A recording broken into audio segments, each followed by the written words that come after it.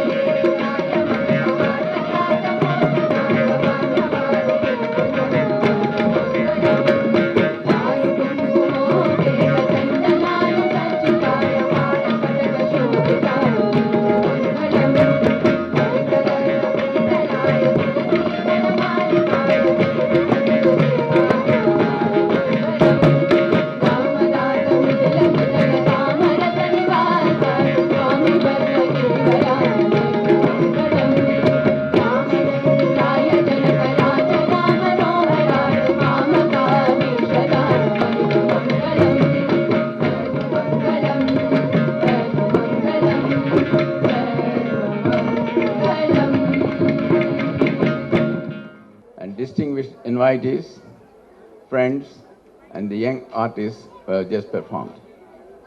I am very happy to be present here this evening to see this spellbinding performance of young artists under the able guidance of their distinguished guru, Sri Arangi Srinivasa Rao, the founder of Natha Tarangam and a renowned teacher of Mridangam.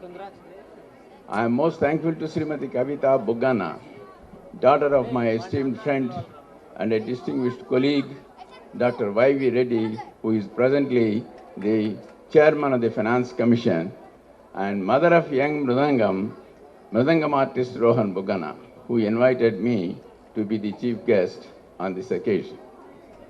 To many people in many cultures, music is an important part of their way of life. India has one of the oldest musical traditions in the world. Reference to Indian classical music are found in the Vedas, ancient scriptures of the Hindu tradition. Indian classical music is one of the oldest musical traditions in the world.